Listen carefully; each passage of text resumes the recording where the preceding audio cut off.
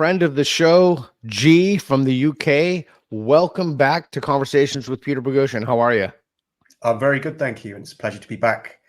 And happy birthday to you as well. Thank you very much. 58. I made it 58. I never thought I'd make it past 30, but I made it to 58. You look great for your age. Yeah. That's an accomplishment right there. Yeah, last night I wrestled with guys half my age for, I don't know, 90 minutes, and about 25% of those guys tried to kill me. So it was a good experience. So I just want to start with a couple of questions. What's the mood in the UK in terms of the attitude about the Trump assassination, the Secret Service, how that's been handled? And then I want to go from there to talk about how the UK views our three options, excuse me. So what's the attitude about the whole Trump assassination Secret Service thing? I don't think there's any single attitude, as far as I can tell anyway. I mean, I only know my own small neighborhood, and I think that what you see online is not indicative of what you see in the real world. There's a lot of people online, especially from the UK as well, who are commenting on this as though they actually live in the US, and they're really adamant. Either they go the narrative that it was staged, or they go to the narrative that this was due to the Democrats sort of facilitating stochastic terrorism, or there are many different narratives that are going around. Some of them are just like, oh, okay, well, it was just one crazy dude, who maybe needed to get laid. So there's always a lot of speculation in the wake of these kinds of, acts. So I don't think there's any overall consensus. And I think it's a good thing that there isn't, because there's still a lot that needs to be answered. So, it really depends on who you're talking to. I mean, it's a very varied country. Is that same varied attitude prevalent among people when you ask them, for example, I'm almost embarrassed to ask you this question, but what do you think of our two candidates, or our three candidates? What's the what's the attitude there? Well, I don't think there's a lot of enthusiasm for either, to be honest. There's, I mean, just to give you an example, like our new foreign secretary, David Lammy, he called Trump a KKK member and a Nazi. And this is the foreign secretary. This is a guy who's going to have to meet Trump. Do you know what I mean? Probably when Trump gets elected. So that's the kind of mood, that you've got in the government. Nobody in the government seems to like Trump. The only person, in fact, even in the House of Commons, who likes Trump seems to be Nigel Farage, and he's in a minority. I mean, I think he's got 4 members in the House of Commons, so he doesn't really have much power. But I mean, there's not much enthusiasm for Kamala either. She's just basically not Trump. That's the only thing she seems to have for her. I mean, there may be some. I suppose she's pro-abortion, which I think seems to be quite a big cause at the moment, and that's obviously a big liability for Trump. And I think it really is. I think this is not my personal perspective. This is not going to be Trump versus Kamala. It's going to be Trump versus Trump. It's going to be a case of will he be able to just not say the most craziest things in order to win over enough of the people? He will probably win the election, but he also would lose the election as well. Whereas I think Kamala, she just has to hold the line. She just has to just stick to the talking points, and she can be the status quo type sort of, for all the people that are nervous about Trump presidency, she could be the sort of resort for them. And again, she's got that whole thing, being a woman and being pro-abortion, I think is going to probably be quite important in this election. Yeah. Trump, everything Trump says just about is flummadiddle. But my question is, what is the perception of Harris? Because again, I'm not endorsing anyone. I think she's a total moron. I mean, he's just an embarrassing moron. Yeah. Well, she has a habit of sort of saying word salads, like saying stuff like, the needs of the community are for the community, and that is why we love community. She says she just babbles like word salad a lot of the time, and I think that's probably puts off people. But at the same time, she's not volatile like Trump. She seems to be quite stable, even though she's not. I agree with you. She's probably quite stupid, but she's not insane. At least she doesn't appear to be. She doesn't appear to be That's insane. where we are. That's where we are in the American political At least she's not system. insane. Yeah. But do you know what? The voting I think criterion. I think this election is so crazy that might be enough to just not be insane. I think that might actually literally just be enough. You know. That's funny. Hey, Reed, pull up the funny Harris impersonation. I'll be running for president of the United States. And they're united. Yeah, because think about it. States should be united. And all the states now. Well, we have a president to preside over them. This is where we are, G. This is where we are in America in 2024. Yeah. I mean, the thing is, we don't even need parodies like that, because you just got to like pull up an actual video of her speaking. And she says things like, you know, we've been to the border, we've been to the border, we've been to the border. That's her answer to, have you been to the border? Yeah. And then they say, but you specifically haven't been to the border. And she's like, well, no, I haven't been to the border, but we've been to the border, you know, like, and just really sort of silly answers. But I think, you know, again, it's really, it's about how much are people going to like Trump versus not like Trump? Yeah. Are there going to be more people who don't like Trump? Because they'll obviously vote for Kamala, and then there's going to be the people who like Trump will obviously vote for Trump. And so that's what it's really, as far as I can tell, it's going to come down to. I don't know what other people in the UK think about that generally, but my own perspective, I don't like either of them. I don't like Kamala because she seems to be just a sort of, or I don't want to say a DEI hire, but she seems the only DEI hire. Biden said it himself. Yeah, well, I mean, the only thing that's the only thing that seems to be notable about her is that she's the first black woman. She's possibly the first black woman president, which I don't think is enough to just be president, to just be black woman. I don't think that's sufficient. Yeah, she's got a history as a prosecutor, which doesn't seem to really be particularly laudable. I mean, you know, the left doesn't really like her because she prosecuted a lot of black men. I mean, going back to what you said, she's a black woman, but Clarence Thomas is a black man, and the left is outraged that he's on the Supreme Court. So it's not about diversity; it's about ideological homogeneity among people who look a certain way. Yeah, that's what this is really about.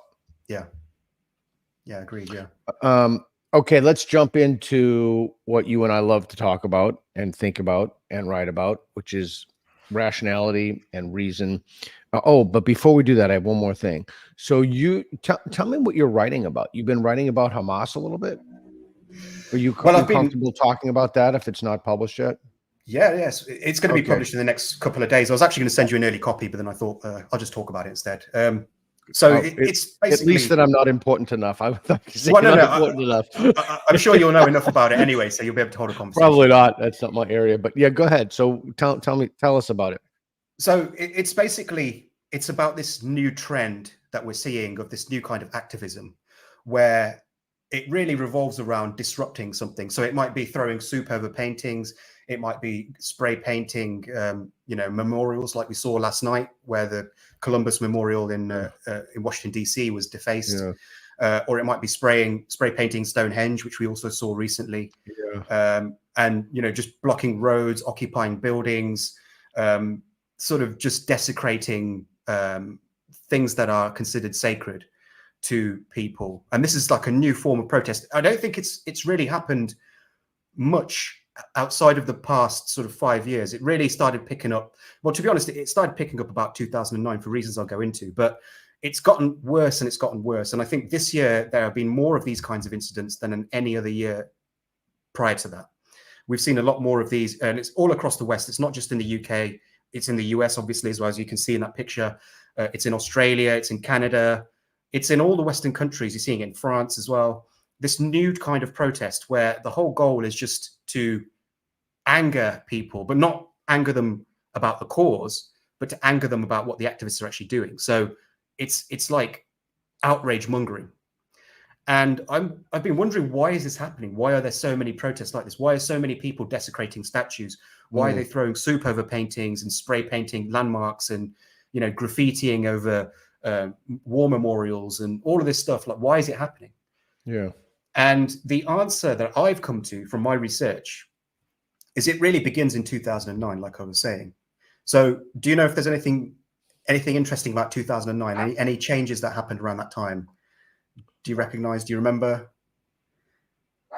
No, I'm thinking about another hypothesis for this. Okay. But so go ahead. Hey, can you hear the dog? Hey, Reed, could you put the dog in the room? Sorry, go ahead. Yeah. So my thesis is this. So in 2009, there were two technologies that sort of began to spread wildly across the globe. The first is social media, and the second is smartphones. And what we saw almost immediately, was a massive, rapid expansion in protests around the world. And this began with the Arab Spring. So we saw this all across the Arab world. We also saw the Occupy Wall Street movement.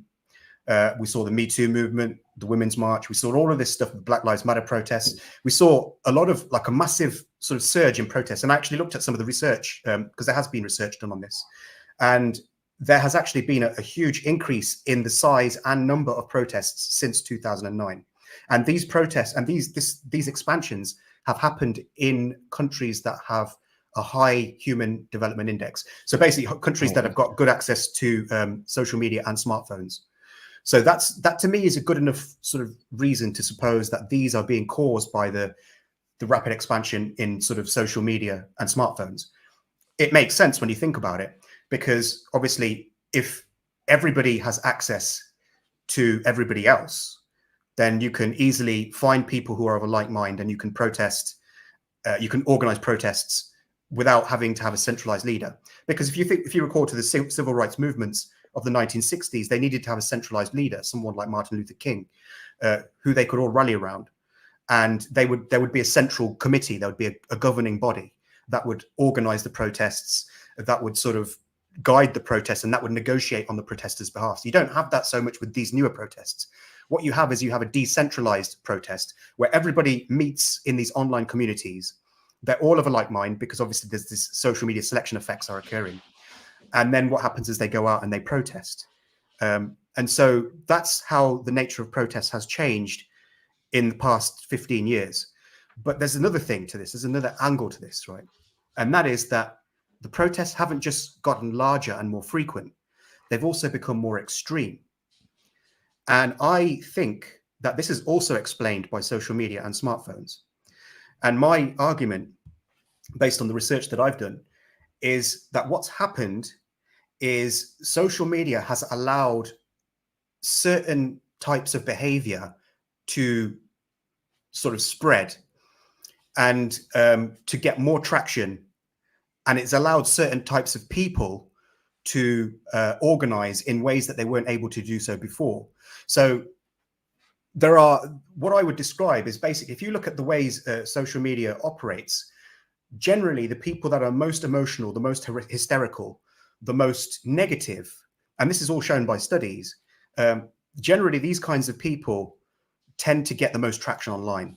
And there's a very interesting point here, which is that there's a subset of psychological pathologies known as cluster B personality disorders.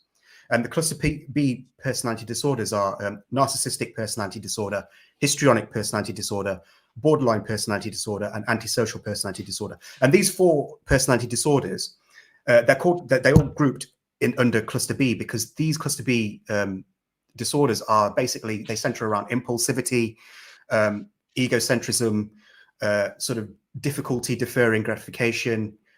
And cluster B, what I found is that all four of the cluster B personality disorders, all four of them are correlated with heavy social media use.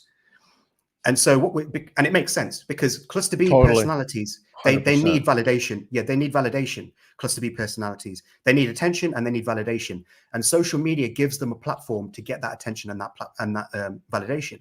And so they use it at a much higher rate than the average human being. And they also post at a higher rate, because obviously they're more emotional, they're more impulsive. So they're more likely to just post something without thinking about it. So because they use social media more and they post more, they tend to get bigger followings. There was a study which I looked at, which I have in my essay, which shows that people with narcissistic tendencies tend to have a larger number of followers online. And that's because they're good at manipulating other people's emotions, because that's what they do, And so these kinds of people, these cluster B people, they tend to surface they tend to rise to the surface of social media. And so they're more visible, they're more easily seen, and they are more easily seen by other people with cluster B traits. And so what happens when you get lots of cluster B people clustering? You get these kinds of movements that we see. Usually people who are impulsive, who are narcissistic, they will have a certain outlook for themselves. And according to more research, which again is in my essay, narcissism in left-wing individuals tends to manifest as exhibitionism and more outward, whereas in right-wingers, it tends to manifest more as self-entitlement. And this is an old essay I wrote a long time ago, in which I do write that same sort of stuff. But so basically what's happened is, I think, is we've allowed these cluster B personalities to group together, to find each other online, because they all get way more traction. They're allowed to organize on social media, and they're precisely the kinds of people that would organize in order to disrupt society, in order to do something that is self-aggrandizing, so something like saving the world. And I think that we're seeing this with all of these groups, because if you look at these groups on the surface, they have different ideologies. So, for example, the Hamas protesters that we saw last night, they're obviously pro-Palestine. In Birmingham, also them as well. And we see them in Birmingham, but the ones that I was talking about were the ones in Washington D.C. Oh, okay. Yeah, but there are also we've seen Just Stop Oil. Just Stop Oil is a climate activism group. Extinction Rebellion is also a climate activism group. These also use it, but then you also have and Code Pink is a women's rights organization, but they also campaign for Palestine as well. And you have these different groups that sort of all what's funny. There's a women's organization that campaigns pro-Palestine. Okay, keep going. Yeah, sorry. you got queers for Palestine as well. But all of these groups. A women's organization that protests. That's a chance for ISIS and the Taliban too. Okay, anyway, sorry. Go ahead. I got distracted. Yeah, it's fine. No, I understand. It's beyond me now. I don't even think about it anymore, all the contradictions. But so you have all these different, on the surface, they're different causes. They're fighting against climate change. They're fighting against Israel. They're fighting against transphobia. They're fighting against systemic racism. They've all got different causes on the surface. Yeah. But underneath it, it's the same mechanism. And that's why there's a lot of overlap between these groups. Okay. Let me ask you a question. So that seems to me like a cogent explanatory mechanism. It seems borne out by my intuition, common sense observation, and if you say it's also borne out by the data, but there seems to be one thing missing, and I'll just throw this out to you. The substrate, the underlying ideology, which I don't want to say permeates, that might be too strong, but which certainly informs those, is the disruption of the society as a whole. So that they want, so there seems to be an ideological component there that, absent that ideological component, if you had the mechanisms and the psychological propensities of individuals, they wouldn't be organizing for the same thing. They wouldn't be outrage farming. They wouldn't be throwing soup on paintings. You would need the and correct me if I'm wrong, I'm just kind of spitballing here, but you would need that other piece of disrupting and dismantling. Well, I think that comes from the cluster B personality traits, because one of the key traits is attention-seeking behaviors. Yeah, this is very, very common, because obviously, in fact, it's probably one of the most common of the cluster B traits. You find it in all 4 disorders. So attention-seeking really comes down to sort of need for validation, and a lot of these activists really are engaging, I think, in just a simple, straightforward attention-seeking behaviors, the exact same kind that you see in toddlers. Yeah, here's why I'm not buying that. I'm not buying that, and correct me if my reasoning is in error, because that would manifest in a different way. Like that would be that those they wouldn't necessarily manifest in terms of anger farming, right? So you would need some kind of ideological buttressing or some, like a string through a pearl, some kind of common thread, and that's, it's colonialism is bad, is too broad. But well, I mean, it's not just that. You've also got to bear in mind that's one component of it. It's not the whole picture. Oh, there's also there's the element of believing you're on the right side of history, which is kind of. Oh my God, I hate that phrase. That's how my friends break up with me. They tell me I'm on the wrong side of history.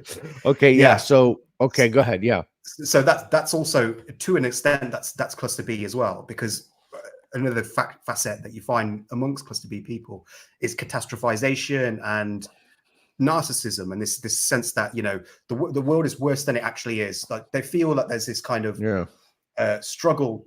Look, there's another thread here, because this article that I've written is very long and I cover everything. So there's another strand to this argument, and that is that you need to look at who is actually engaging in these protests, right?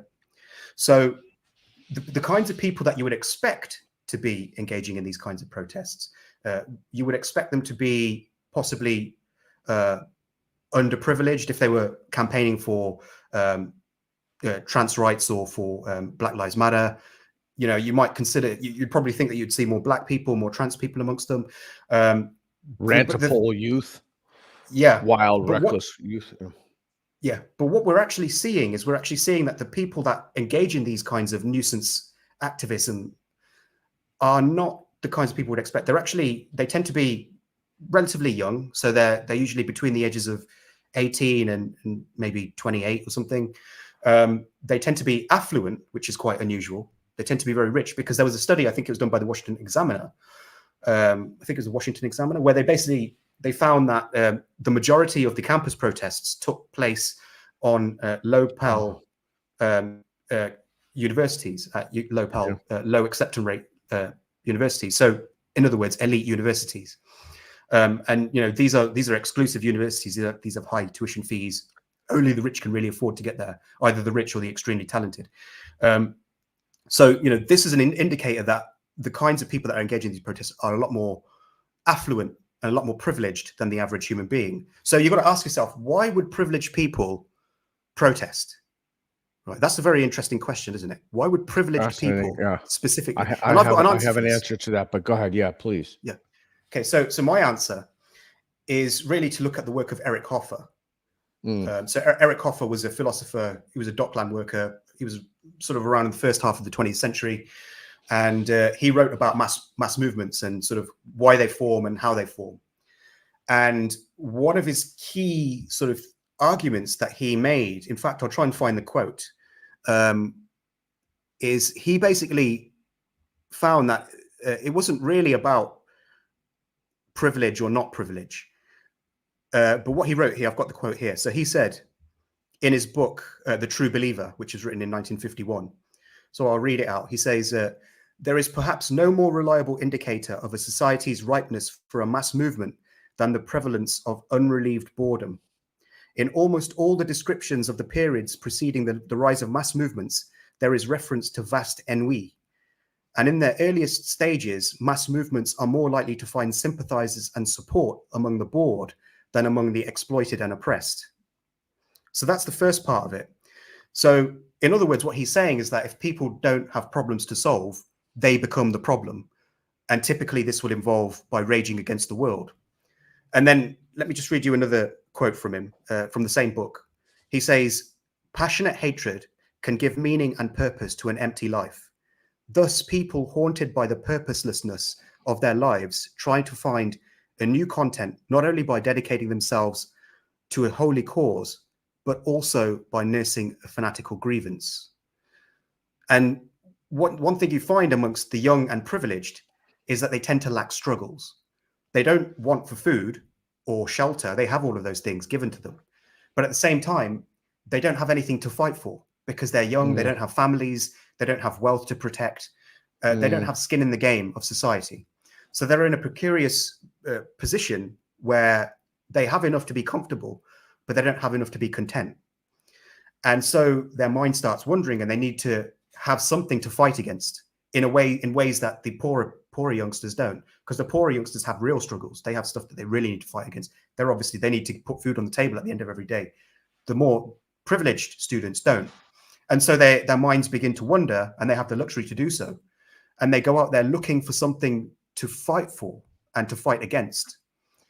And I think that this manifests when you combine that with what I was talking about earlier with the cluster B personalities. When you have somebody who is young, who is privileged, and who has these cluster B traits, it manifests, it's like almost like a perfect storm.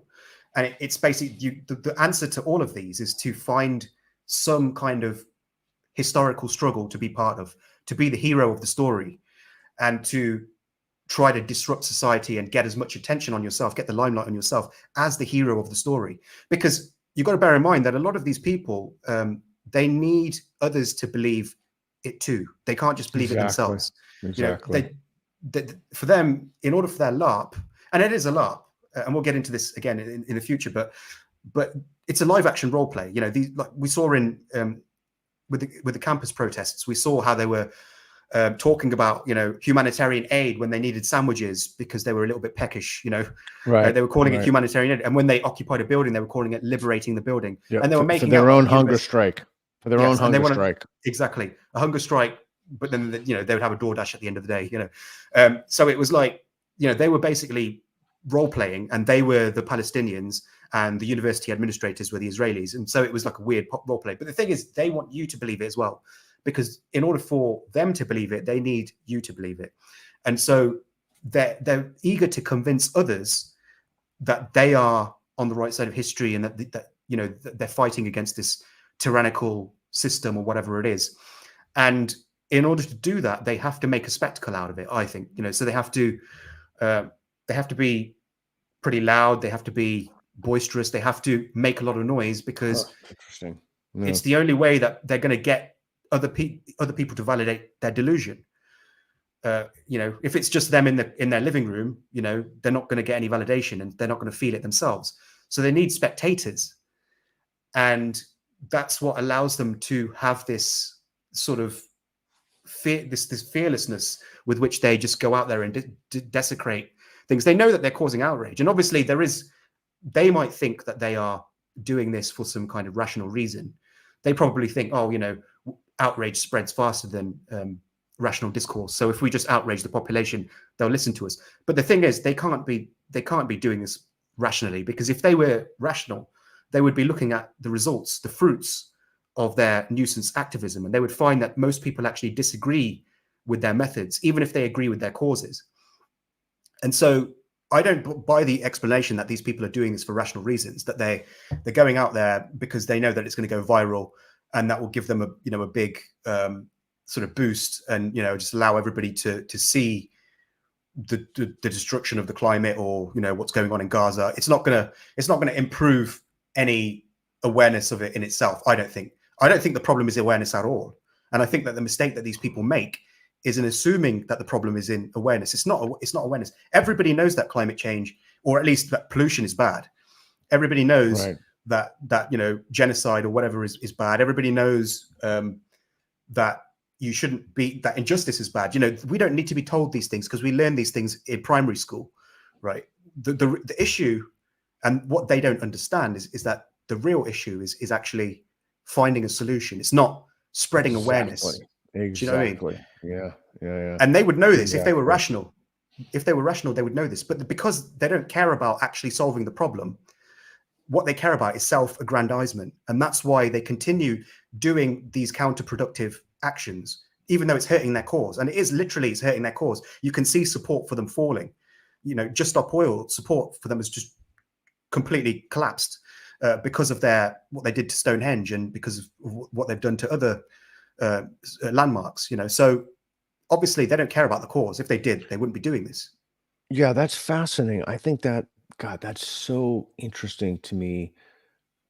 Do you care to speculate on why everybody else just sits back and lets these people do this? Like, I remember seeing some of the videos of these people throwing soup on paintings, and people are just standing around. Man, I would have rear naked choked them in 1/10 of a second. Like, you start throwing soup on in priceless paintings, and like, I would have just taken you out instantly. Yeah, I think. Well, one of the things is that most of the time people aren't actually around when they do this. You know, they'll usually, or if they do, they'll just be so shocked, like that they'll freeze. You know, like I would like to think that I would probably put one of them into a rare naked choke. But to be honest, if somebody just threw paint over a painting in an art gallery while I was there, you'd just be shocked. I'd be so shocked. I would probably freeze, and I'd be like, "What did I just see?" And in the time that I was frozen, they would probably just make a getaway. But I mean, to be honest, like most people are probably who visit art galleries are not the fighting types. They're probably going to be mainly old ladies and younger ladies, and so so I think they're pretty safe doing it in art galleries. But like again, I remember the Stonehenge thing. Reed, can you please pull up the Stonehenge so we can? That was pretty. Like I saw that. I remember I went to Stonehenge years and years ago. I saw that and I was just mortified. I was mortified by that. Yeah. I'm sorry, I interrupted you. Go ahead. Yeah, it's fine. I don't even know what I was going to say now. But yeah, I mean, I think most people are probably, they don't care enough to sort of go after these people personally. They would rather just the police dealt with it. Yeah, let's take a look at that real quick. So there they are. Like, this is, to say that this is precious or priceless doesn't even begin to describe.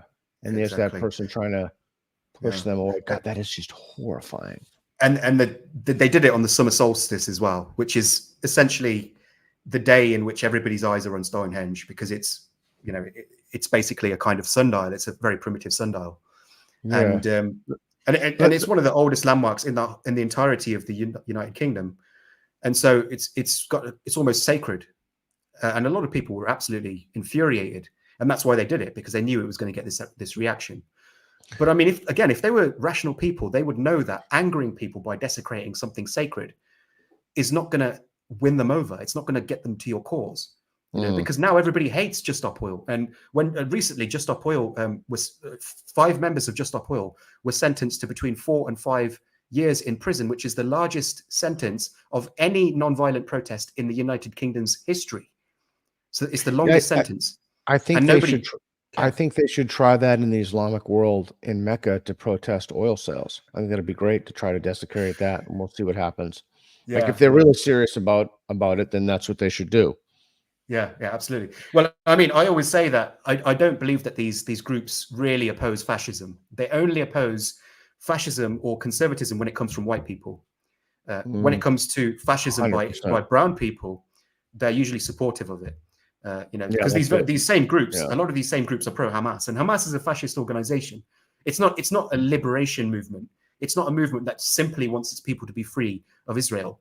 This is a movement that is avowedly fascist. It's ultra-nationalist. It believes in superiority of Islam. You know, it's Islamist supremacist. Yeah, I would have laughed at that, but it's too horrifying. Okay. Yeah. Okay, so before we go on to the Hamas thing, so you know what, I'll just throw this out to you and get a read on it. It's somewhat tangent to what you're saying, but it seems to me, I mean, there are laws in the United States like hate crime laws. It seems to me that there's something, which is why they do it. There's something particularly egregious about destroying a precious piece of art or attempting to destroy it, or a monument. So it would seem to me that there should be, like you said, that the sentences were longer, that there should be some kind of additional punishment. I guess I'm not a fan of modern art, to say the least, but there should be some kind of additional punishment. And I'm so hesitant. I mean, I agree with you, but I just don't want to use the word sacred, but a cultural artifact, maybe that would be a substitution. Yeah. There should be a kind of extra punishment given how the execrable behavior of these people. Like I don't know. I'm just kind of thinking out loud. Well, the way I look at it is, I think cure is a better solution to try to prevent this. I mean, I guess another way of saying this is prevention is better than cure. You know, I think it's better, rather than punish these people for doing this, I think it'll be better to try to prevent it in the first place. And I think 100%. Yep. Yeah. To be honest, I do think that the going into jail for 5 years is probably a bit harsh for a non-violent protest. I do, yeah. I think, but although you know what they did was they blocked the M25, which is one of the busiest highways in the UK. It's the ring road around London. So you know, yeah. Yeah, I mean, isn't one of the ways to take a look at that if there was an ambulance that tried to get down and the people couldn't, then 5 years would be literally nothing. I mean, if your mom or someone or your brother was in that, or you know, someone you loved and they couldn't get because these lunatics are, I mean, that's pretty serious shit. Yeah, you make a good point. I mean, I'm not going to lose sleep over it, but I think maybe it was probably a little bit more than the UK criminal system is used to. Normally, people non-violently protest don't get anywhere near that. But I think, like going back to what I was saying earlier, I think prevention is better than cure, and I think that the way to prevent this is pretty simple. Yeah, it's very, very simple, and that is just don't give these people attention. Because the way I look at it is these people are behaving like toddlers, right? They're throwing tantrums in public for the same reason that toddlers throw tantrums in public. Why does a toddler throw a tantrum in public? To get attention, to get its way. You know, it creates a scene. It wants people to know that it's unhappy, and so it will cause a scene. And that's what these people do. That's why I call them neo-toddlerists. You know, they are essentially that's really good. You know, this just as neo-Nazis. And so it's the way I see it is that the solution to them is the same solution to a bratty toddler, which is to ignore their tantrums until they realize that they're not going to get their way. And the way to put a bit more of probably a bit more of an adult way of saying this would be to say that, look, at the end of the day, they're doing what is getting them social media views, right? They're doing these stunts because these stunts go viral online in ways that rational discourse doesn't. You know, if you type out a 5,000 word manifesto and you post this on your Twitter or on your Substack or whatever, it's not going to get that widely read. It'll get a few readers, not as many compared to if you block one of the busiest roads in the country. Oh, for sure. If you do that and you film it, that's going to go wild. It's going to blow up, and that is our fault. That is our fault. That's our fault. You know, we are giving our attention to things that we actually want to see less of, when we should be giving our attention to things we want to see more of, right? Because you know, in an attention economy, you know, you amplify whatever you give your attention to and whatever you share, whatever you comment on, and that's what we do. You know, and that's why you have the left wing and the right wing outreach machines, where what they do is they'll report on things that they know is going to fire up their base, and just, you know, say, oh, look at how crazy the right wingers are, or look how crazy the woke are, or whatever.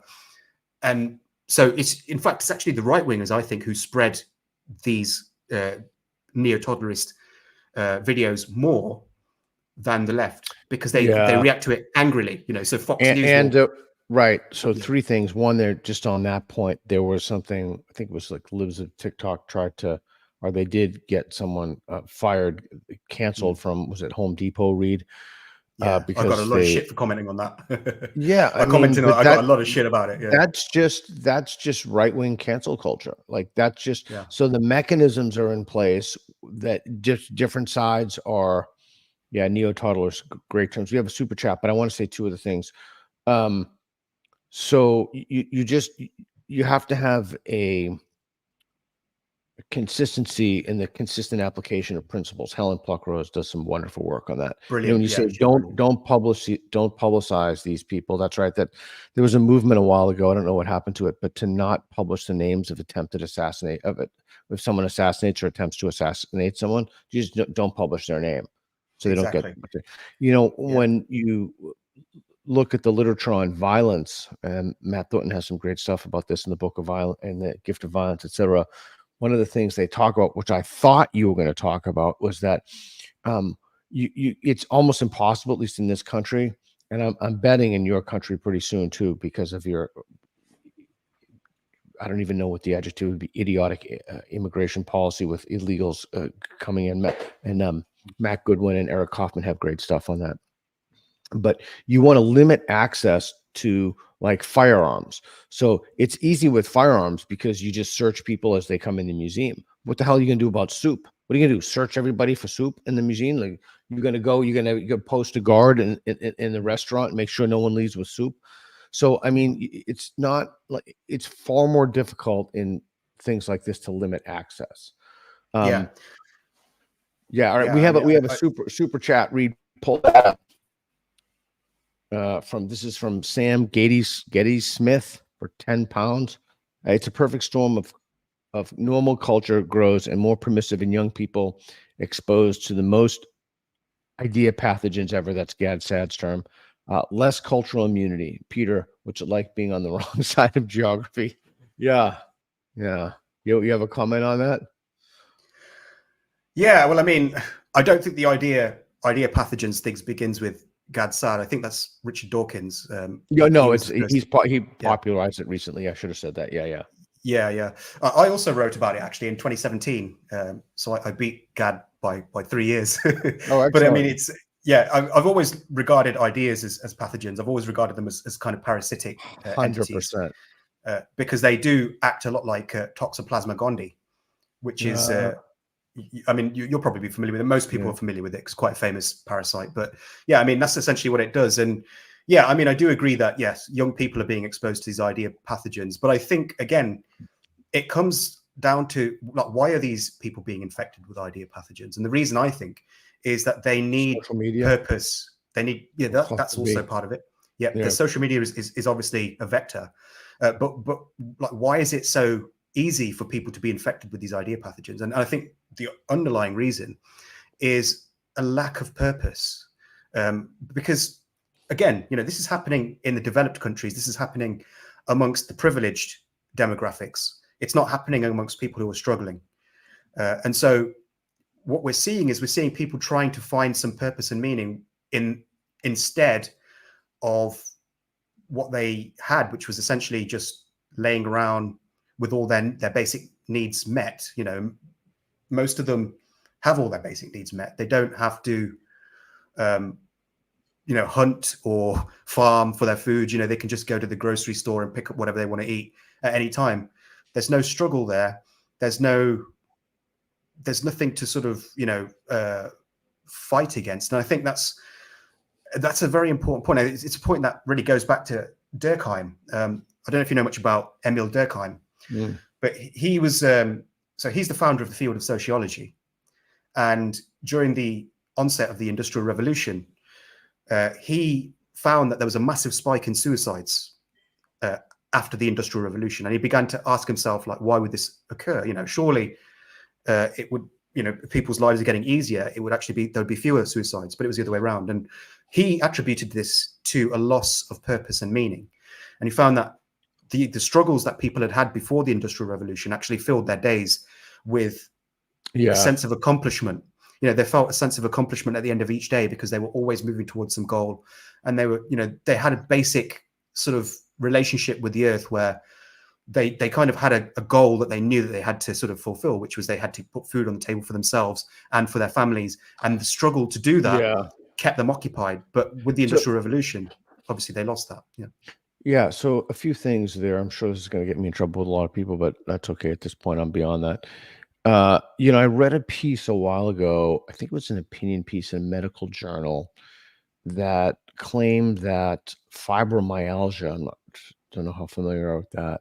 You don't find that among certain demographics. Like you don't find that among African Americans in the inner city. So it kind of reminded me what you were saying, that it's a luxury illness in a certain sense. I'm not claiming that. I'm not a physician, but it's the other thing I was thinking about. Do you want to comment on that? Because I was also going to relate that to the substitution hypothesis, but do you want to comment on that?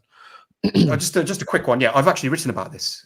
So I wrote an article. Yeah, I've written an article called the pathologization pandemic, in which I found that, for example, long COVID is much more prevalent amongst trans people than cisgendered or whatever you want to call them people. So in this article, that's just one thing. It's a very long article. I cover a lot of stuff, but in that I find that a lot of sort of illnesses, and I'm not saying that long COVID is made up. I don't think that at all. I think that long COVID is an umbrella term for a variety of long-term complications.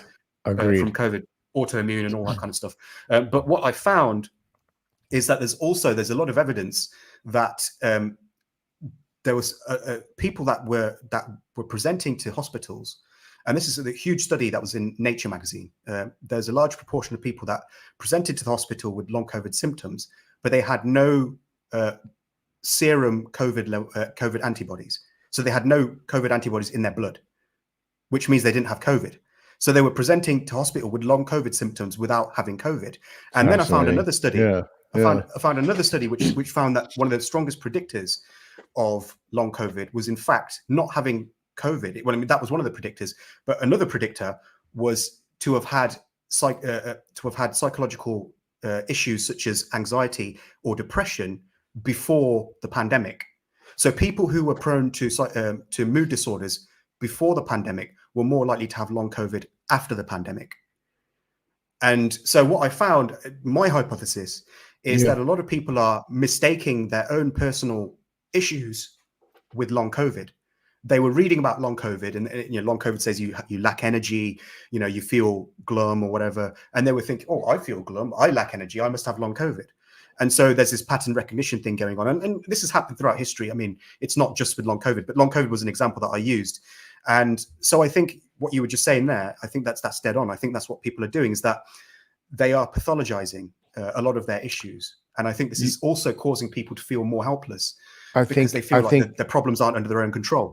Yeah, I think that's right. I remember I had somebody in my class when I brought up that piece complained, and then I will remember being hauled into the administration and showing them this article. But I think that's right. I wanted to go back before I forget to two things. You said something about idea pathogens. Reed, would you pull up that image? Yeah. So here it is. One nation. Can you blow that up all the way so everybody can see it? It's hard for me to see on this. Allah is gathering all the Zionists for the final solution. And so this is very interesting. This is obviously an idea pathogen, the grotesque, perhaps the most grotesque among them. And people have been commenting on this. And I think, when I was on your island there, I did a Spectrum Street epistemology. Yeah, that's GAD. A society that tolerates this will learn to regret it. And we did a Spectrum Street epistemology with Constantine and Francis from the trigonometry guys. And one of the things that they said is if it leads to or promotes violence, we should not allow this kind of speech. But if it doesn't, but I think that, one thing I've written about and talked about extensively is that we need to think about the way that ideas transmit themselves in the way that viruses like a mimetic transmission. And it's a little bit beyond, it's a little bit extra topical now, but I think that there are evolutionary reasons for that. I want to go back to something you said, because I think it's so important. So when people have hard lives, and Peterson has talked about this, when people have hard lives, they work hard, they find meaning, they take on more responsibility to put food on the table for their family, for their loved ones, to be a protector, a provider. And that meaning gives them a sense of fulfillment. And we've largely lost that. I don't want to say we've completely lost that, but the society has become soft. And that sense of meaning, we're missing that in this current cultural moment. And I'm wondering if that leads to the substitution hypothesis, that this idea that the kind of the default when you don't have harder lives or when you don't have these responsibilities is that you have to fill it with some superstition or some metaphysical belief or something supranatural. I was wondering if you had any thoughts on that. Yeah, I've got a lot of thoughts about this because I actually wrote about this back in 2019. So my views since then haven't really changed much. I mean, I've seen people like Ayaan Hirsi Ali and right. I think Konstantin Kisin to an extent have sort of embraced Christianity. We're not. I think Konstantin's still an atheist, but he's culturally Christian. And I think Richard Dawkins is culturally Christian. But then Ayaan's gone one step further, and she's actually Christian. She's correct. She's actually correct. Christian. Believe so it's not just from struggles with her She wrote that piece, that famous piece from Unheard. It's so you're correct. She's not just called. She's a believing Christian. Yeah. Right. She's actually because I saw her debate with Dawkins, and I think there are certain people on this earth who do need some kind of superstitious belief system in order to feel happy. I think there are some people. I don't think that this is the case for all people. I mean, I am an atheist and I'm perfectly happy. I don't have any need to believe in this kind of stuff. And yeah, I'm sure you are as well. And I know a lot of other people like me and like us that are in that position. But then at the same time, when I was listening to Ayan, she was very clear that she was feeling depressed. She was feeling miserable. She didn't have any direction, and she said that she feels so much happier now that she's embraced religion. And so maybe it's an issue of personal sort of psychology, and we're all predisposed to different things. And I think some people are predisposed to religious belief. I see this a lot. I see that people who are one type of extremist will often become another type of extremist. Because I was an extremist researcher for a while, and I saw this. That's so true. Yeah. It's so true. You see that when people first get in, matriculate into the quote unquote matriculate into the prison system, or when they first are religious, they tend to be, or they first start diets, they tend to be zealots. Faisal al-Mutar said to me, be leery or be cautious of someone who changes their religion multiple times. Yeah, something like that. And I think that sort of some people have this intrinsic need to just completely devote themselves to a cause. And one example would be Majid Nawaz. So he was a great example. Yeah, terrific. Yeah. So he began as an Islamic extremist. He was, a member of Hizb ut-Tahrir, which is an Islamic extremist group. And then he renounced it. He basically sort of became a rationalist in most ways, and he was sort of speaking against Islamic extremism for a long time. And at that point, I respected him hugely. I sort of got a lot of great ideas from him, and I thought this is a really great person. And then, sort of around the time of the pandemic, he went the other direction, and he became like a kind of extreme sort of right wing, sort of like COVID conspiracist kind of character. And then he just continued to go off on the deep end. I mean, some of his initial things were interesting, some of his initial points that he said during the pandemic, but then he just went ahead. I think one of his tweets, he said COVID was fake or something. And, he's back to, correct me if I'm wrong, but my understanding was that he's back to, or is he back to a kind of radical interpretation of Islam now? I have no idea. I haven't paid any attention to anything he said in about 4 years. Okay. But I mean, last I checked, he was going off on the deep end, and I just had to just unfollow him and just not listen to him anymore. Which was sad, But he's just one example. I mean, there are plenty of examples. Yeah. Let's do a couple of super chats. Read. Tim Butler for 20. Hey, thanks, Tim. We appreciate it. We're a nonprofit, so we appreciate everything. So if nuance nuisance activists are bored, privileged cluster B people, isn't the lack of consequences just compounding the problem? Most of the Palestinian Hamas protesters don't even get a slap on the wrist. Go ahead. What do you think about that? So this is interesting because a lot of these, what's unfortunate here is that a lot of these, I mean, I don't know if unfortunate is the right word, but a lot of these protesters don't actually break the law. That's the thing. That's the problem, right? So they can't be prosecuted by the police, even if the police wanted to. They're able to, because they have these sort of, if you go on their websites, a lot of their websites, they actually tell you how to be a nuisance activist without technically breaking the law. And so they're quite careful about this sort of stuff. And even in cases when they do break the law, there's usually a maximum penalty that they can receive because they don't break the law enough to warrant like a serious jail sentence. And obviously we have to abide by the law. We can't just make up rules on the fly. Sure. So, if it says that the maximum sentence is 6 months, that's the maximum that they can get. They can't get any more than that.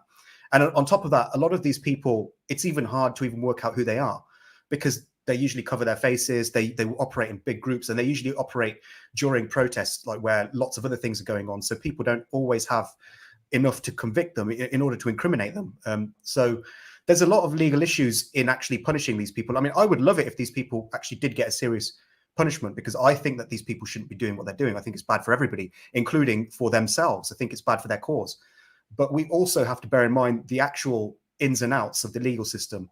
It usually is in their favor. It's not in the favor of the people that are annoyed by them. And so that's how they're able to get away with it. And this is another reason why I think the best solution to this is prevention rather than cure. I think if we just don't give these people attention, if the media don't report on these people, if we give our attention to people who actually deserve it, it's better. Here's an example, right? So please. you know, Greta Thunberg gets huge amount of attention. She's got a massive long list of awards that have been presented to her. You know, she's constantly in the media, and really all she does is she just screeches and she just gets in the way. She handcuffs herself to places. She gets in the way of entrances, stops people from entering buildings. That's really all she does. Right now, compare her to Boy and Slat. I don't think you even know who Boy and Slat is. Never heard of him. Well, I've heard of him, but people, I've never heard of him until very, very recently. Yeah. Well, most people who are listening will have absolutely no idea who Boy and Slat is. I'll tell you who Boy and Slat is. Boy and Slat, he has this startup called the Ocean Cleanup. And he has been, for the past 10 years, he has been removing hundreds of thousands, I think, of millions, in fact, millions of tons of rubbish from the oceans. Right? He's actually doing something about it. He's actually going out there. He's a young guy. He's only a little bit older than Greta Thunberg. And he's gone out there and he's actually created a startup that is actually cleaning the oceans, right? And recently he hit a milestone. He hit a milestone in which he successfully cleaned 15 million kilograms of trash removed from the oceans. Yeah, that's why I heard of him. I think. Yeah. And do you know what? This wasn't really reported. I mean, I'm surprised you heard of it because this wasn't widely reported. Even though this guy hit a massive landmark in cleaning the oceans, we're not giving people like this who deserve to be famous. We're not giving these people 100%. Attention. We're giving our attention to the neo-toddlerists. And that's why they are continuing to do their tantrums. That's a great point. Because their tantrums are getting attention. And so I think what we should do is the best way to stop the neo-toddlerists is to stop giving them attention and to give it to people like Boy and Slat who actually have practical solutions to the problems that we all know we need to fix. And not just solutions, they're acting upon those. Yeah, exactly. He's doing something. Because, like I said, the last thing we need is for more people to tell us that climate change is bad or that bombing people is bad. We know this stuff. We learned this stuff when we were 3 years old, right? We don't need any more people, getting our attention just to tell us that. What we need is we need practical solutions, and that's why we should be giving our attention, and the media should be reporting on the people that are actually doing things in the world, the people that are actually. Yeah, that actually have practical solutions. So let me tell you something I find disparaging, and you tell me if my despair is warranted. It seems to me that so many of the problems we face are soluble, and so many of the problems that we face, they're not particularly complicated, but ideology is interfering with us. It's preventing us from doing things that we know we should do it, or the feeling of belonging in a community prevent us. So one thing that I've talked about repeatedly, that it's the most obvious thing, and I swim in the pond of academia to a certain extent. I have my toes in a bunch of different ponds, but you fire plagiarists. Like, yeah, I don't care if they're black or if they're midgets, like, you fire them. That's it. If you plagiarize your dissertation, you're fired. Like, period. And if you want to, people wonder, well, why don't they trust? Why don't they trust us? Well, we have a lot of reasons, but if you want to get trust back, that would be like the lowest threshold, like what you were joking about before. Well, look, Harris isn't crazy. Okay, well, that's I guess that's something. So I do find it. I do find it, again, I'm bearish on the US in the short term and super bullish in the long term, but I do think we need to get over a lot of these problems. Yeah. Hey, Reed, let's do that other super chat there somewhere in there. Blur or Oasis? I like a couple of songs from both groups. You're hedging. I'd say Blur. Okay. I don't really know any Blur. I know a couple of Oasis songs, but I don't really listen to stuff like that. I've been listening to a lot of a couple of years. I've been listening to a lot of German pop music. I like it, and Reed and I are going to go to Australia. I no, we're going to go. Well, we're going there too, but we're going to go to Argentina, and I'm trying to bone up on my Spanish. I've been doing a lot of these Spanish shows. I listen to these Spanish. It's beginning, intermediate, and then intermediate language. Man, I take this like 15 minutes, and like my head feels like it's going to collapse. I don't know. I just can't keep that in my head for too long. But what kind of music do you listen to? I like. I listen to quite a lot of electronic music, actually. Recently, I've been listening to a lot of drum and bass, weirdly enough, because it's quite motivating. Really? It's quite fast, and I like fast pumping music because it gives me energy in the morning. Because the first thing I do now, I used to wake up in the morning and I used to browse social media, but I found that what that does, it just drains me of energy and it just makes me just despair. So what I do now, I don't open social media in the morning. What I do now, I put music on. I put fast, energetic, energizing music, and that gets me going. And I find that my days are a lot more productive when I start my day like that. So good for you. Can I share my day when I wake up? Sure. I wake up the same time every day. And then I immediately follow the Huberman protocols, not very closely, but kind of closely. And so the first thing I do is I open the shades, and then I open the door, and I get the sun. I live in such a remote place. I mean, this place is insanely remote. And then I try to get the exposure to direct sunlight, walk around a bit, take a few deep breaths, go into my kitchen, get an LMNT. I don't know if you know that. It's like an electrolyte mix. Yeah. It's just salt and potassium, magnesium, very small amounts. And I have a full pack of that. Take a few deep breaths, and then I just sit down and I answer just a freaking insane number of texts and emails. And I try to do that for 1 hour. Yeah.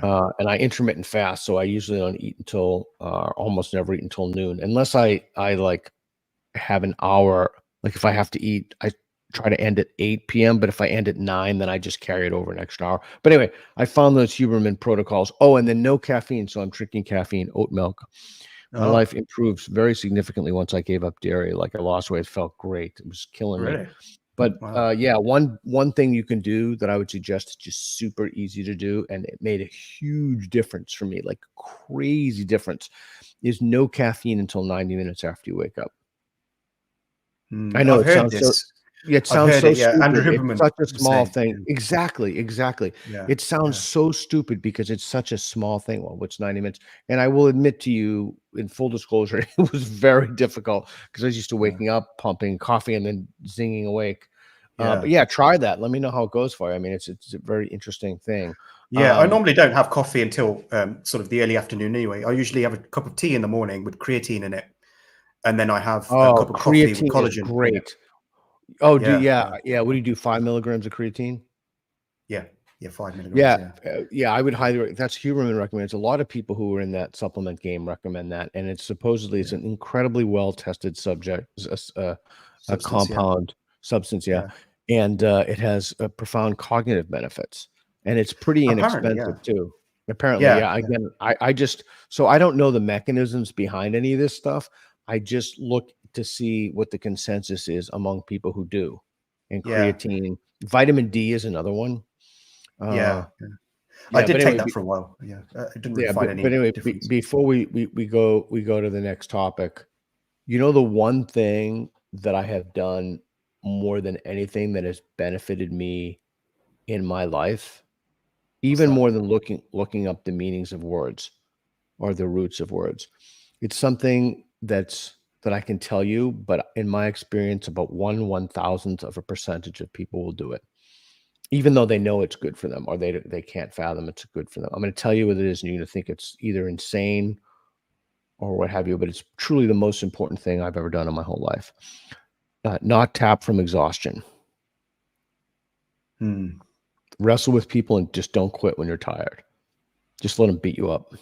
Just do not stop when you're tired. I tapped once from exhaustion like the last 10 years. That was when we were in Taiwan and I couldn't breathe. And this guy was like a very high level black belt, and the place was the most humid, disgusting thing. But anyway, to convince people to do that is almost impossible because you need a certain kind of disposition to do that. And most people are utterly incapable of it. But anybody can do creatine because that's a pill. So the more difficult it is, the less likely people will engage in the behavior. Yeah. I think a lot of the time I kind of sympathize with what you're saying, because I think that I found that whenever I feel tired, if I just keep going, I stop feeling tired. Whereas it's a skill if that's I convince myself transferable. that I'm tired and stop, it's like literally when transferable I stop, to anything. Yeah. And it's also like I found that I don't need to be inspired to start writing. I need to start writing to be inspired. Because once I do that, the ideas start coming. I used to be of the mindset that I just need to have some good ideas before I actually start putting them down to paper. But that's actually, I lost so much time doing that. If you really want to just get ideas, the best thing to do is just to start writing. Because the moment you start writing, your mind 100%. starts coming out with ideas. So you're right. 100%. It does work.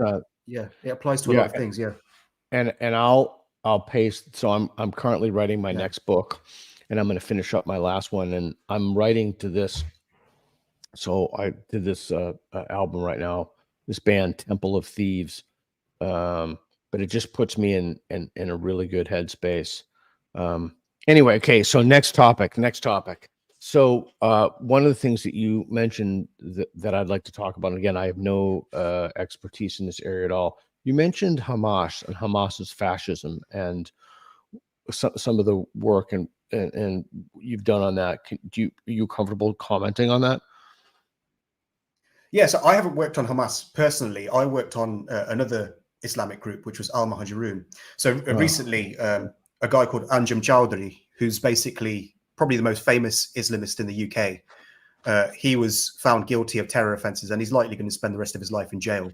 This guy was terrorising the UK for 25 years with his small band of maniacs, and he had a part to play in certain terrorist attacks. I mean, Al-Muhajirun members did carry out attacks like the Westminster stabbings, and they were involved in other attacks such as the Paris shootings as well. And so I don't know much. I mean, I know a reasonable amount about Hamas, but they're not the group that I've studied the most. I do know that Hamas is a fascist organization. Because I know that they come from the Muslim Brotherhood, and the Muslim Brotherhood was ostensibly, it started as a sort of an anti-colonialist movement in Egypt. And what happened was that over time, it began to sort of become less anti-colonialist and more just pro-Islamist. It wanted to create a new caliphate, a worldwide global kind of caliphate. And then what happened was that sort of it gradually started to interfere more and more in the affairs of Gaza and the West Bank and sort of the Israeli question in the second half of the 20th century. Hamas really rose to power in, I think it was 1987, with the first Intifada, when they basically there was a big uprising because some Palestinians had been killed in an accident. Apparently, it was an accident. I don't know, but there was a massive uprising. Hamas seized the moment, and they essentially declared their organization was going to be fighting Israel until Israel was destroyed. And this is when they came out with their first charter. And it's very interesting because in their first charter in the late 1980s, they actually make clear what their goals are, why they formed, what their purpose is.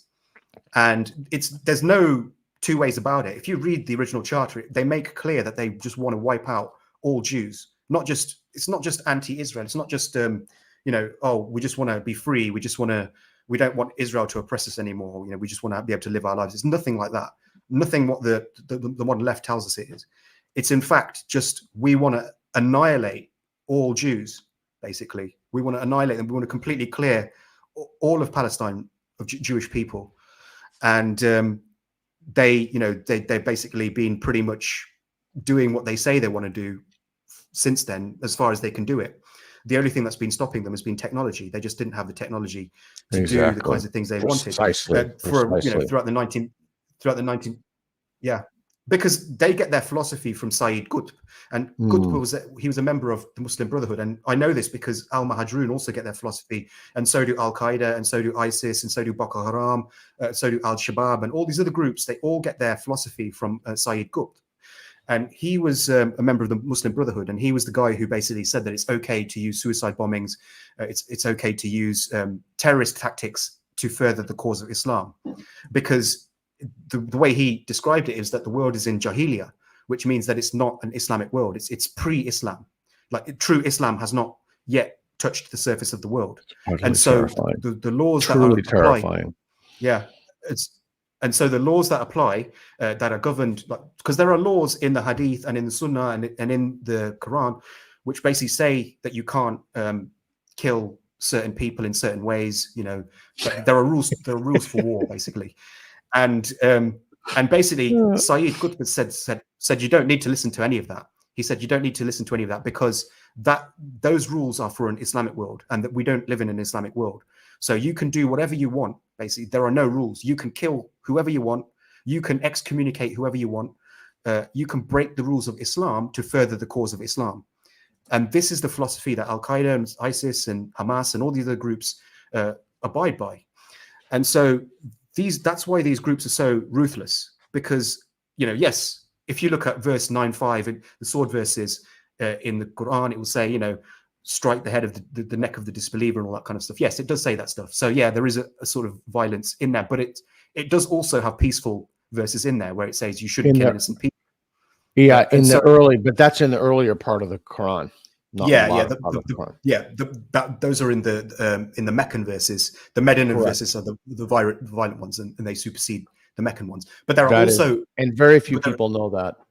Yeah, and there are also other sort of, because there's Sahih al-Bukhari, which is the hadith, which is regarded as the sort of gold standard in Islamic sort of theology, and it's basically in exegesis. Basically, this is all about this gives rules for war also. But again, like Hamas doesn't care about abiding by even by the rules of Islam.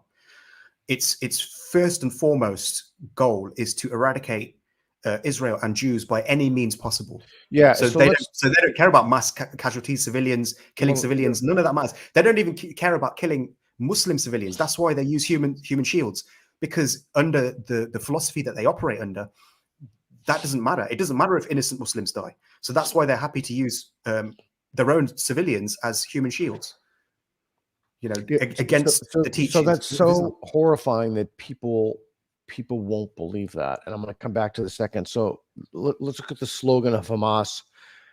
The time will not come until Muslims will fight the Jews and kill them, until the Jews hide behind rocks and trees, which will cry, "O Muslim, there's a Jew hiding behind me. Come on and kill him." This will not apply to the, I can't pronounce that word, which is a Jewish tree. Again, if someone says, well, look, these people want to kill Jews, and that's Article 8, and then we can look at the summaries there, and Reed can post a link if anybody's interested where we got that. You know, so there are multiple things going on here. One is people will say, well, they don't actually believe that. That's just verbal behavior. That's just posturing, right? You're laughing. Actually, like, tell that to Daniel Pearl. You know, they don't actually believe that. And the other thing is that I've found that sometimes things are, when they're just so outside the norm, and they're so not even ostensibly crazy, but just crazy. I think people have a hard time taking it in, like really intellectually and emotionally digesting that there are some people who actually believe this stuff. Yeah. Well, the thing is, I think that most of the people who think that Hamas have the best of intentions live very privileged lives, and they have never experienced the world in all its sort of horrific reality, you know, because they've been sheltered from that from their lives. So they probably they think that everybody operates according to certain good intentions. They think that there's good in everybody, and that, you know, if only we just are understanding and we show more empathy to people, that we can make even bad people good. So I just don't believe that. Yeah, well, that's because you're sane, and that's because it's demonstrably false. But do you think that's a kind of Achilles heel in a liberal-minded person?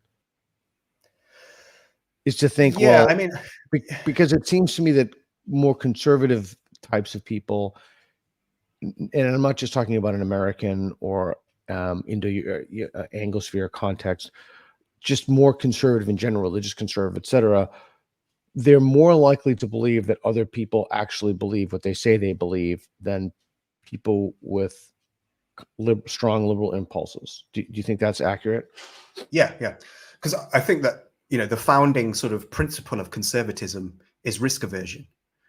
It's essentially about minimizing risk, and liberalism is essentially about openness and trying new things and experimenting, or at least that's the left-right, probably not liberal conservative, but left-right dichotomy, the exploit trade-off. And so, yeah, I would say that conservatives just don't want to take the risks. They're like, okay, yeah, these people might not believe it, but are we willing to take the risk? Are we willing to open our arms and our minds to these people? What are the possible downsides of that? What are the upsides? And I think from a purely risk analytic point of view, it makes sense to just take these people at their word, because look, it doesn't really matter if they believe it or not. They're acting as though they do. And the actions are really what are the main things that have, that's what's really important, isn't it? It doesn't matter whether they actually believe the nuances of what they're saying in their heads. That's irrelevant. What matters is it affecting their behavior? And it clearly is. They're clearly acting Correct. just as they say that they are going to act in their charter. And so I think that, yeah, the conservatives are definitely right about that one. And yeah, and it's interesting for a few reasons. But let me ask you a question. How do you conceptualize good versus evil as an atheist? Because I'm sure some people are thinking that. Yeah. So this is quite a complicated thing. The way I look at morality is, people ask, is morality objective or is it subjective? And I would say it's not quite either of them. It's actually something in between, which I call intersubjective. In fact, this is what a lot of people call it, intersubjective. And what an intersubjective system is it's a system that is, at root, it's subjective, but it's subjective in so many minds that it is more than subjective, because society sort of depends on it to a certain extent. And I think that morality evolved as a way for societies to maintain some sort of cohesion and order and a sense of common purpose. And I think that if we do value sort of, society, and I do value society, and if we value the human race, then obviously we should abide by certain rules. That's so some of those interesting. Yeah, some of those rules.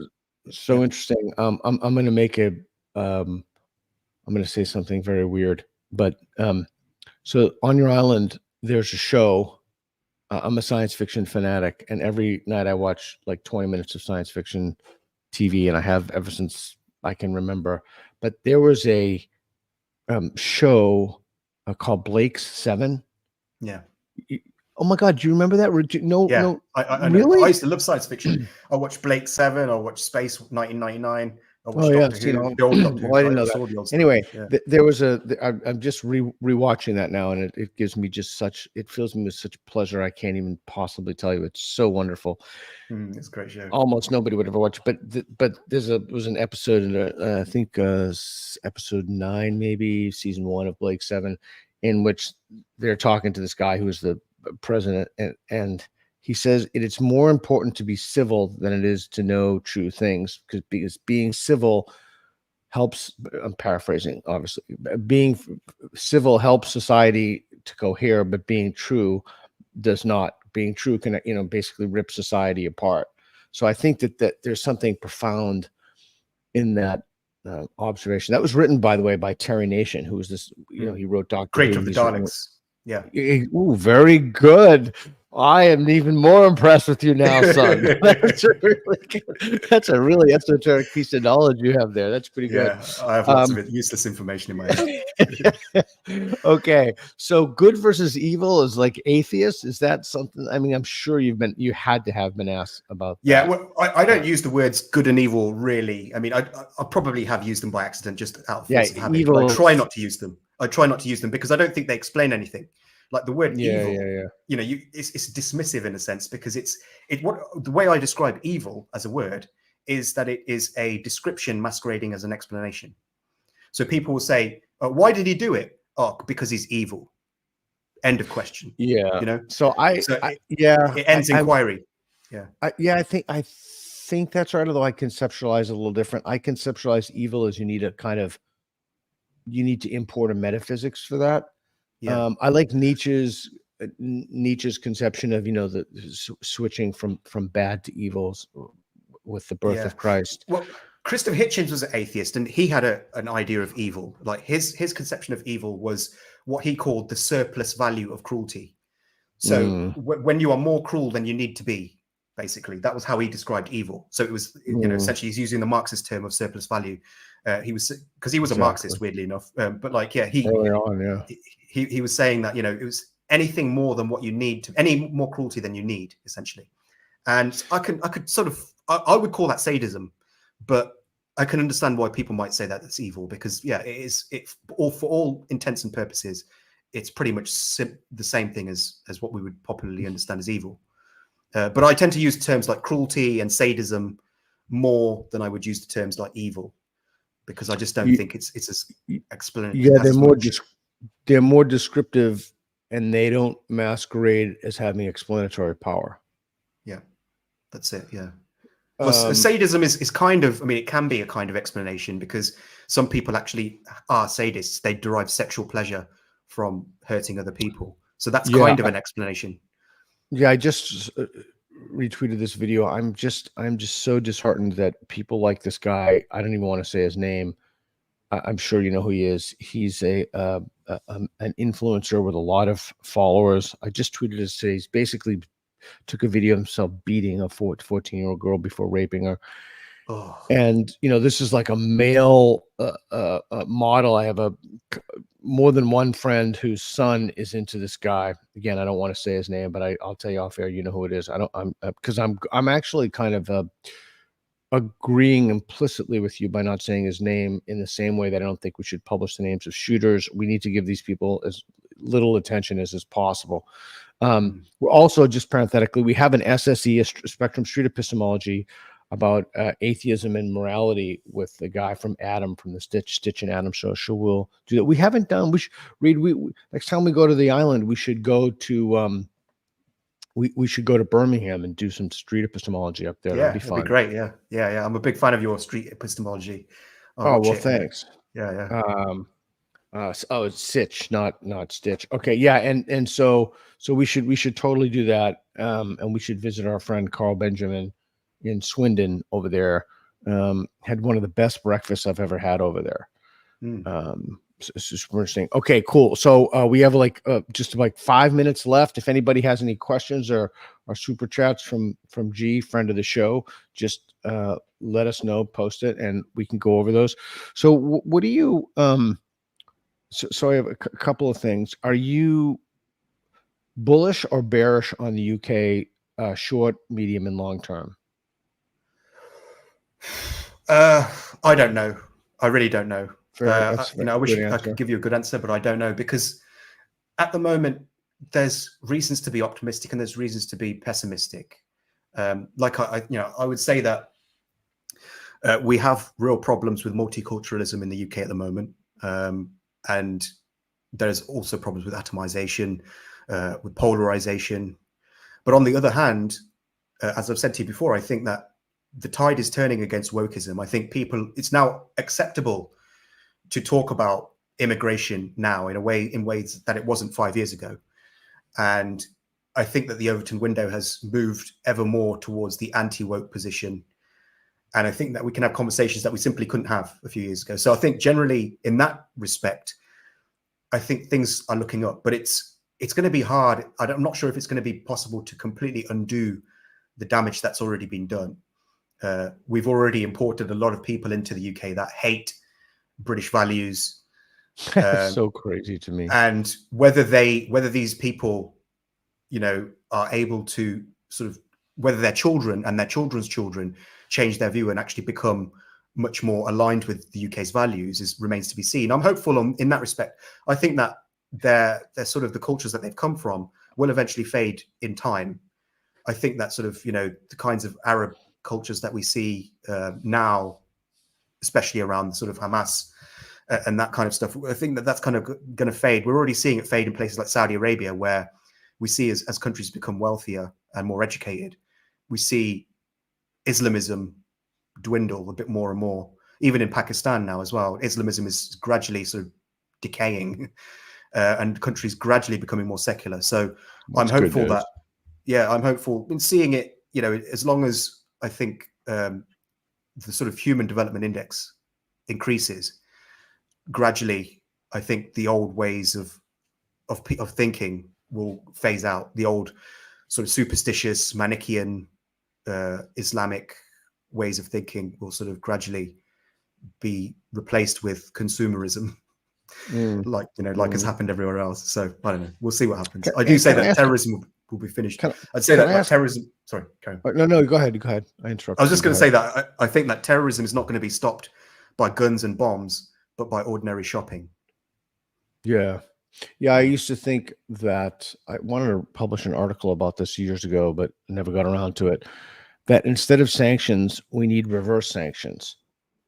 In other words, we just need to just drop in a bunch of DVDs to North Korea about American movies, music. Like we need soft power. We need. Yeah. I've heard they're actually doing that. So South Korea is apparently beaming Wi-Fi signal into North Korea and giving them an intranet. Yeah, that's right. I mean, so I've often thought as a way to secure our United States, because our allies we're not the hegemon we once were. And I think that's the thing that Trump doesn't understand that deeply concerns me, is that we need those alliances. But that's a conversation for another day. Okay. We have a super chat. Trader Bear, friend of the show, 999. Thanks, buddy. Wokeism, thoughts as the Borg, thoughts. Yeah. You want to take that one? Yeah, I mean, yes, in a sense, it's essentially like a kind of gestalt consciousness. It's everybody sort of just thinking the same thing and agreeing with equity. Everybody. Yeah, it's an equity-based system. Yeah, and they try to assimilate others just like the Borg do as well. So in that respect, you could say that it is kind of Borgish in its way. But to be honest, I think that sort of the Federation is also kind of woke. Starfleet is kind of woke as well, because it sort of tends to have this idealistic view of humans as like being, again, nobody's bad, everybody has good in them. We can, all these. Voyager was like the biggest piece of crap show ever. But I wasn't a big fan of that. I mean, the whole idea is like, well, they're not really bad. You just misunderstand them. No, actually, no. We're terrified of them because we understand them. You've got the whole relationship wrong there. But I think it's interesting because I think the Borg was sort of partially sort of inspired by communists and stuff, because Gene Roddenberry is quite anti-communist, and so he was like, his kind of original conception of them was like, what would communists in the far future be like, essentially. And essentially that's what the Borg are. The Borg are probably Marxists, but taken to the extreme, like in the future. If you had godlike technology and a Marxist worldview, I mean, where would that lead? Probably to the Borg. Yeah, he had another show, Earth Final Conflict, that had similar themes in it. If you haven't seen it, also I saw it. It had the guy from Quantum Leap in it. Scott Bakula. My other favorite show, since we're on this down this little tiny rabbit hole, Farscape. I don't know if you've seen it. I saw a few episodes there. I wasn't a big fan of that. I didn't. It's phenomenal. It's phenomenal. Yeah. It's truly phenomenal. Someone saying Next Generation. I'm talking about a little more obscure stuff. Discovery is the worst. I gave up on all the new stuff. Crap. Like, oh my, it's a vandalism of the whole franchise. Babylon 5, I'm telling you, most people can't sit through it because I think it was 1999 now, but it's boy, that was the most intellectually profound show I've ever seen, like ever. It's like, I don't know if you saw the time traveler show Primer, but Babylon 5 is like Primer in a series. It's just at the limit of what I could understand conceptually. It's so profound. It's a show I have to watch because one of my friends, Ayana Atalia, who you probably know, she keeps talking about it as well. She loves it. So she's got good taste. Yeah, she's got good taste. So I'll have to probably give that a watch. I didn't know that. Okay, G, where can people find you, buddy? Yeah, you can find me on Twitter, just Gurwinder Twitter, just type that in, or Gurwinder X. And I'm also on Substack as well, Gurwinder.blog. I love your Substack and your Twitter feed. You're one of the very few people I make sure I read everything on their Substack and Twitter. I've got a new long. Substack, Yeah. New long reads coming out in the next few days. So hopefully. Oh, and that's when you put the bullet points down.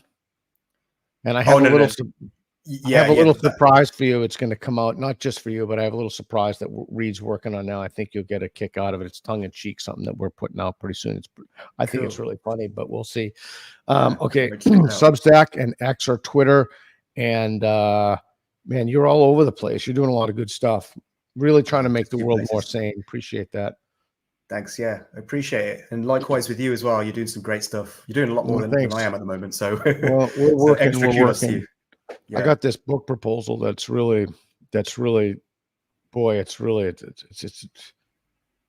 my father used to say about having a child. He said anybody could have a child, but to raise a child, I mean, it's such an insane amount of work. I think anybody, same thing is applicable to books. Anybody can write a book. You just sit down and vomit it out. But to write a really good book, like to write a work of abiding significance, as Dan Dennett said, and that's extraordinarily difficult. All right, man. Well, thanks a lot. Keep your thing on, and we'll chat for a few seconds. And thanks to Reed.